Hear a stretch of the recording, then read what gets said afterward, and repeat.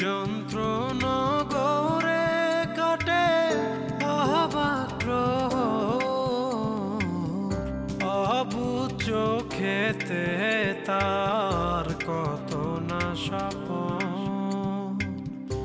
অজানা বাসনা মনে গহীন গোপন একাকী পথে হাঁটে বিবাহী সময় পাশে চলা ছায়া তার বন্ধু কোনো অচেনা মুখের সারি ভীরু মনে ভয় স্বপ্ন ছোঁয়ার সিঁড়ি দূরে সরে রয় দূরে মানুষ চেনা নিজেকে হারায় অচেনা নিজেকে দেখে চেনা হয় না।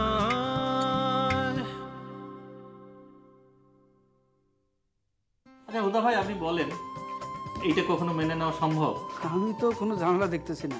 আরে আমার অসুবিধা আছে। আপনাকে আমার অনেক কিছু বলার ছিল। তাহলে বলেননি কেন? আপনি কি কখনোই বোঝেননি? আপনি বুঝতে পারছেন স্যার, রমেশকে বসালে কি হবে? ওকে কেউ মানবে? ঝামেলা হতে পারে, তাই না?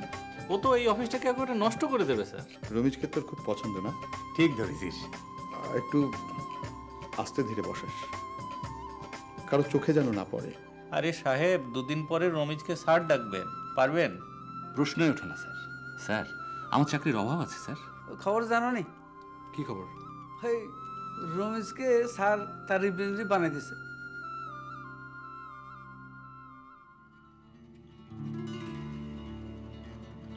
রিপ্রেজেন্টেটিভ মানে স্যারের তো অনেক ব্যবসা, আমাদের এখানে এত সময় দিতে পারবে না। তো স্যার বলছে তার রিপ্রেজেন্টেটিভ হিসাবে রমেশ তার রুমে বসে কাজ করবে, তার সমস্ত ক্ষমতা দিয়ে দিতেছে।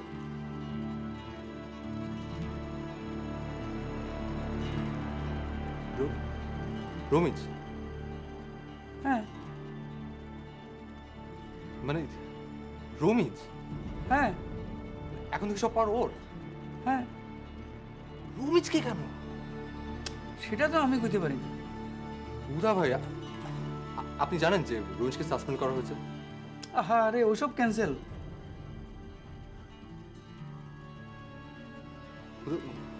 উদা ভাই, আপনি শিওর?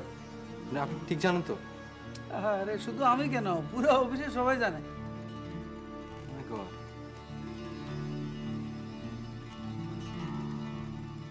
না, আপনি বিশ্বাস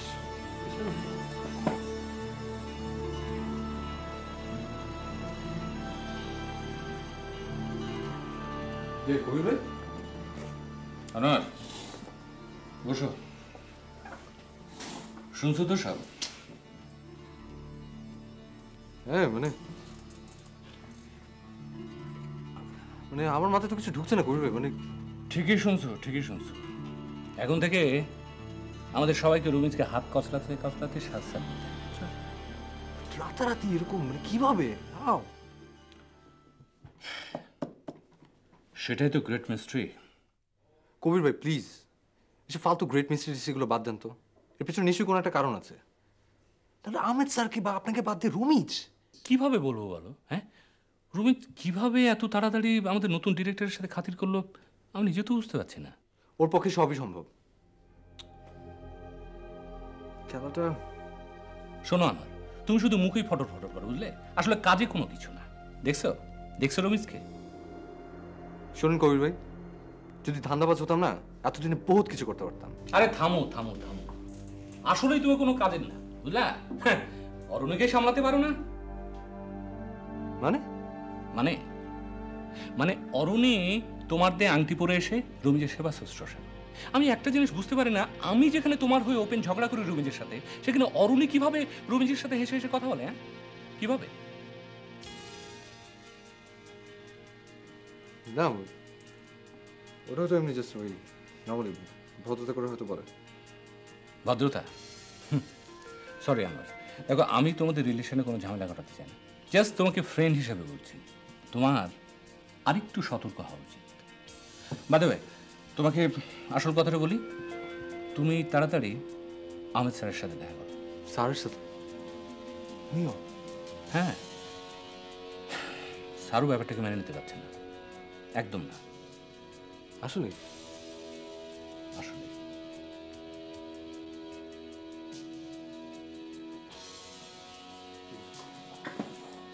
আব্দুল্লাহ আহমেদ স্যারের সাথে দেখা করিস। যাও।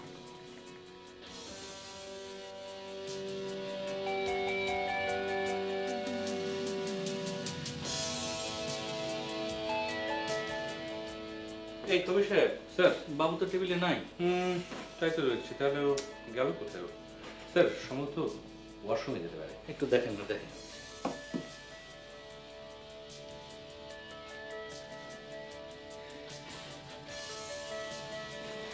বাবু আসছে স্যার।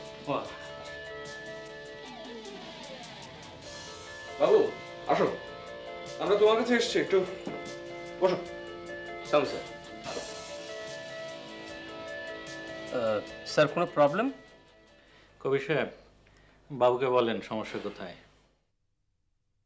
বাবু, সেদিন তো খুব রমিজের পক্ষ নিলা, এখন কিছু শুনছো? কি হয়েছে? এখন থেকে দুবেলা রমিজকে সাৎসার করতে হবে। বুঝলাম না। বাবু শোনো, আমাদের অফিসের নতুন ডিরেক্টর তার একজন নতুন রিপ্রেজেন্টেটিভ রাখবেন, যে কিনা তার সমস্ত পাওয়ার হোল্ড করবে। অফিসের সব কিছু তার কাছে রিপোর্ট করতে হবে। সোজা কথায় তার কথাতেই আমাদের চলতে হবে, বুঝছো? কিন্তু স্যার এরকম তো হতেই পারে, তাছাড়া উনি হচ্ছেন আমাদের অফিসের 50% শেয়ার হোল্ডার। না মানে সেরকম হলে তো আমাদের কোনো আপত্তি ছিল না, কিন্তু কিন্তু কি? আসল ব্যাপার হচ্ছে উনি তার রিপ্রেজেন্টেটিভ হিসেবে রমিজকে সিলেক্ট করেছেন। রমিজকে? তুমি খুব নর্মালি নিচ্ছ মনে হয়। আসলে স্যার আমি বিষয়টা ঠিক বুঝতে পারছি না। ব্যাপারটা চিন্তা করে দেখো যে ব্যাপারটা এতই আনপ্রেডিক্টেবল যে তোমার মতো একটা ট্যালেন্টেড ছেলেও ব্যাপারটা কমিউনিকেট করতে পারছে না। হ্যাঁ বাবু শোনো, এই বিষয়টা মেনে নেওয়া যায় না, বুঝছো? অফিসের এত সিনিয়র মানুষ থাকতে সবগুলোকে টপকে রাতারাতি একটা জুনিয়র ছেলে সবার বস হয়ে যাবে, এটা এটা ভীষণ অন্যায়। সেই জন্যই আমরা এর বিপক্ষে, বুঝছো? ও আচ্ছা আচ্ছা। তো তুমি এখন কি করবা?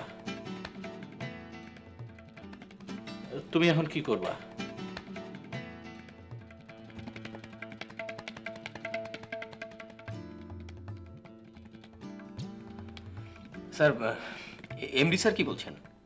উনি তো তার বন্ধুর হাতে সমস্ত কিছু ছেড়ে দিয়েছেন। ও তো তোমার মতামত কি বাবু? আসলে স্যার আমি একটু শকড। মানে আমি যে কি বলবো বুঝতে পারছি না। বাবু শোনো, অফিসের অন্যান্য সবাই আমরা যেরকম চিন্তা ভাবনা করছি সেই রকমই আমাদের মতোই চিন্তা ভাবনা করছে। আমি, কবি সাহেব, ওদিকে হুদা ভাই, আনোয়ার, সবাই। ও তাই? তাহলে তো স্যার আপনারা যেটা ভালো মনে করবেন তার বাইরে তো আমি যেতে পারি না, তাই না? গুড, এইটাই। তুমি আমাদের সাথে থেকো, বুঝলা? দেখি উনি কিভাবে এটা করে। না কি থাকবে তো? জি স্যার। চলো তুমি একটু অ্যাটেনটিভ থেকো। জি স্যার।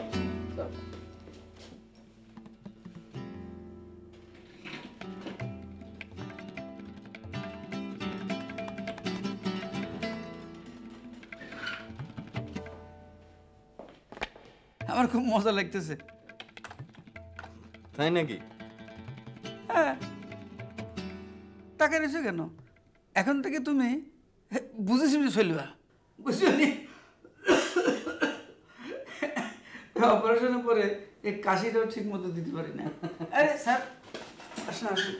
এই হুদা সাহেব, আনোয়ার কোথায়? স্যার একটু আগে তো ছিল, হয়তো আশেপাশে কোথাও গেছে। আচ্ছা শোনেন, ও আসলে আমার রুমে একটু পাঠিয়ে দিয়ে। না ঠিক আছে স্যার।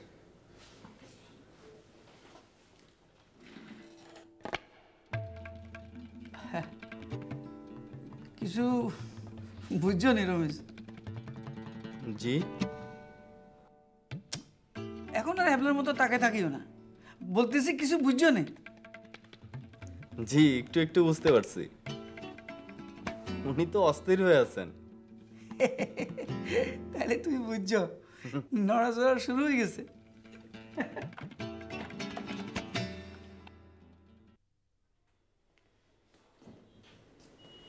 কি সোমা, কেমন আছো?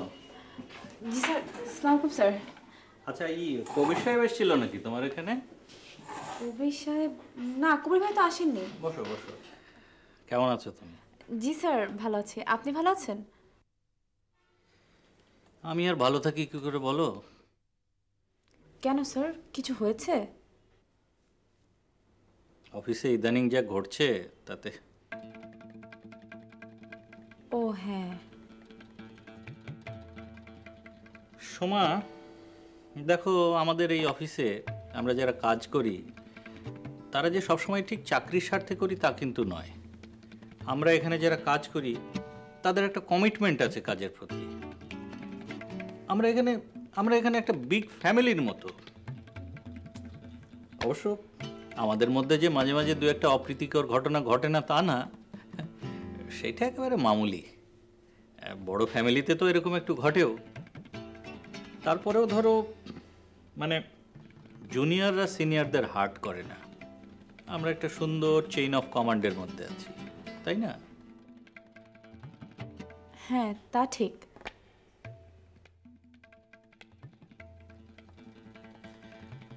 আমাদের এখানে একজন নতুন ডিরেক্টর এসেছে, তুমি জানো তো? জি স্যার, শুনেছি। উনি যে ঠিক খারাপ মানুষ তা না। ও, তুমি তো আবার আমাদের জুনিয়র কর্মী, নতুন জয়েন করেছো। তোমার কাছে এসব বলাটা ঠিক হচ্ছে কিনা আমি জানি না, বাট আই মাস্ট সে যে উনি কিন্তু আমাদের এসব ক্রিয়েটিভ লাইনের কিছু বোঝেন না। ও স্যার, কবির সাহেব এসছে না, উনি তোমাকে খুব ভালো মতো বোঝাতে পারবেন। তুমি ওনার কাছ থেকে সব ভালো মতো শুনে নাও, আর উনি যে মতো কাজ করতে বলে তুমি সেই মতো করো। হ্যাঁ, আর তোমার ক্যারিয়ার আমাদের এখানে যেন ডেভেলপ করে ঠিক মতো, সেটা আমরা দেখবো। ঠিক আছে, তুমি ওর কথা মন দিয়ে শোনো। জি স্যার। কবির ভাই, কি হয়েছে আমাকে একটু বলবেন? না মানে আমাদের ওই যে নতুন ডিরেক্টর, সে অফিসে এসে বুঝলে, মানে আমাদের অফিসে যে চমৎকার একটা এনভায়রনমেন্ট ছিল, যে চেন আপ কমান্ড ছিল, সেটাকে একদম ব্রেক ট্রেক করে মানে তছনছ করে দিচ্ছে। মানে? মানে সে রমিজকে তার রিপ্রেজেন্টেটিভ নিয়োগ করে বিশাল পাওয়ার দিচ্ছে, বুঝলে? কিসের পাওয়ার? পাওয়ার মানে উনি এখন থেকে অফিসে না থাকলে আমাদেরকে সবাইকে রিপোর্ট করতে হবে রমিজের কাছে, বোঝো? আর এমডি স্যার? না, এমডি স্যার অবশ্য এসবের মধ্যে নেই। সোমা দেখো, আমরা কি চাচ্ছি জানো? আমরা চাচ্ছি আমাদের অফিসের যে চমৎকার কালচার, আমাদের অফিসের যে চমৎকার এই যে চেন আপ কমান্ড, সেটাকে অটুট রাখতে। আর তুমি আমাদের জুনিয়র কলিগ হিসেবে আমরা নিশ্চয়ই চাইবো যে তুমি তোমার সিনিয়রদেরকে ফলো করবে। হ্যাঁ, তা তো করবই। তার মানে তুমি আছো আমাদের সাথেই তো? আপনারা যা বলেন। গুড। তোমার মুখ থেকে আসলে এই কথাটাই শুনতে চাচ্ছিলাম। Thank you very much. তো সময় আমি যাচ্ছি। এরপরে কোনো মিটিং টিটিংয়ে তোমাকে ডাকলে পারে চলে এসো, কেমন? জি।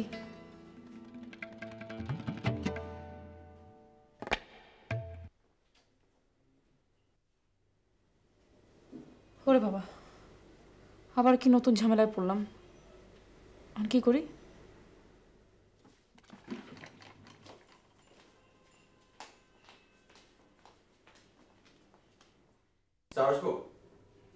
ও আনোয়ার, আসো আসো। কি ব্যাপার, সকাল থেকে তোমাকে খোঁজ করছি, পাচ্ছি না। স্যার আমি তো স্যার আপনার রুমে স্যার 5-6 বেশি ঘুরে গেলাম, আপনি ছিলেন না স্যার। বসো। Thank you sir. Sir sir Ramiz নাকি স্যার, মানে স্যার আমার মতে স্যার কিছু ঢুকছে না। মাথায় না ঢোকার কি আছে? রমিজকে এখন থেকে স্যার বলবে? ইম্পসিবল, মানে ইটস টোটালি অ্যাবসার্ড। আমি স্যার স্ট্রেট চাকরি ছেড়ে চলে যাবো। তুমি চাকরি ছাড়তে চাইলে তো আর অফিস তোমাকে ছাড়বে না। তোমার যখন চাকরি কনফার্ম হয় তখন তুমি 2 বছরের জন্য বন্ড সই করেছো। এখন অফিস রিলিজ অর্ডার না দিলে তুমি চাকরি কী করে ছাড়বে? স্যার আপনাদের স্যার অনেক আগেই স্যার উচিত ছিল রমিজকে স্যাক করা। মানে এতগুলো অপরাধ করার পর যদি একজন মানুষ ছাড় পেয়ে যায়। শোনো, আমি অনেকবার চেয়েছি ওকে স্যাক করতে, কিন্তু আমাদের এমডি স্যারই তো দেননি। Sir please, sir please, sir কোনোভাবে স্যার এটা একটু বন্ধ করুন। মানে আমি স্যার সত্যি করে একটা কথা বলি, মানে আপনার পাশাপাশি পজিশনে স্যার আমি স্যার আমি দেখতে পারবো না। কি করবো এখন বলো? আমরা সবাই মিলে কি বলবো যে আমরা মানি না? আমি সবাইকে একটু অর্গানাইজ করার চেষ্টা করছি, বুঝলা? আমি সবার সাথে ব্যক্তিগতভাবে কথা বলছি। স্যার আমি কিন্তু স্যার আপনার সঙ্গে আছি। আমার সাথে আছো এইটা বলা কোনো ব্যাপার না। আসলে আমরা সবাই সবার সাথে আছি, তাই না? এই যে ধরো এত কিছু কি আমি আমার নিজের জন্য করছি বলো? আমি তো করছি সবার স্বার্থে। আমার অনেক বড় অফার আছে, বুঝলা? আমি চাইলে আজকেই অফিস ছেড়ে চলে যেতে পারি। এটা স্যার আপনি কি বলেন স্যার? আপনি কেন চলে যাবেন? মানে একটা অর্গানাইজেশনের পেছনে স্যার আপনার এত এত শ্রম, এত কিছু, মানে আপনি কি স্যার সেটা কোনো মূল্য নেই? আচ্ছা শোনো, আমরা আজকে সবাই একটু বসবো, ঠিক আছে? মানে যারা যারা অফিসে আছে। জি স্যার। আচ্ছা, অরণি তো আমাদের সাথেই থাকছে নাকি? হ্যাঁ নিশ্চয়ই। ঠিক আছে, ওকে স্যার, আমি তাহলে স্যার উঠি। স্যার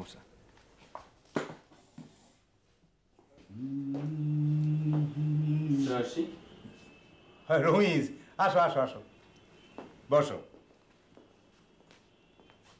বসো। Thank you sir. তা কফি খাবে নাকি? Black coffee? স্যার আমি কফি খাই না, আর যাও মাঝে মধ্যে খাই দুধ চিনি বেশি দিয়ে। আরে অভ্যেস করো অভ্যেস করো, ব্ল্যাক কফি হ্যাভি টেস্ট, বুঝছাও? দাঁড়া, হ্যালো, এখানে ঘন দুধ দিয়ে 1 কাপ কফি পাঠা দাও, ঠিক আছে? তারপর কও এখন অফিসের অবস্থা কি বুঝতে চাও, কও দেখি। স্যার আমি তো কিছুই বুঝতে পারছি না। কে মানে পলিটিক্সের কোনো বাউ বাতাস পাচ্ছ না? জি স্যার। আমি কিন্তু পাচ্ছি, মানে আমার অভিজ্ঞতাতে নেই এসব রকম বুঝতেছি, বুঝছাও? স্যার একটু আগে আহমেদ স্যার আসছিলেন আনোয়ারকে খুঁজতে, তা দেখলাম উনি বেশ অস্থির।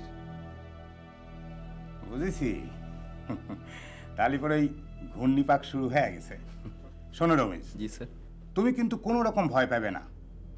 আর একটা কথা কই, এই অফিসের সব মানুষের সাথে তুমি ভালো ব্যবহার করবে, আবার এমন ভালো ব্যবহার করে না যাতে সকলে আবার মনে না করে যে তুমি খুব নরম। জি স্যার। তোমাক খুব টেকনিক্যাল থাকতে হবে। মানে ভয় তো পাওয়া যাবেই না, তারপরে মনে করো যে ওই কোনো অসম্ভবটা সম্ভব বলে কোনো ব্যাপার তোমার কাছে থাকবে না, বুঝছো? জি স্যার। তো ঠিক আছে।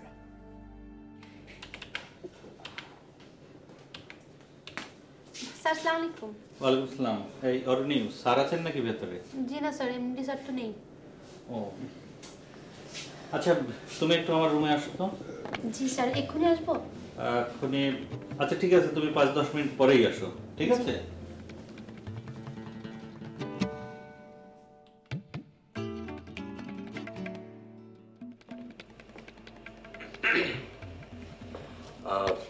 সোমা, বুঝবো? বসেন।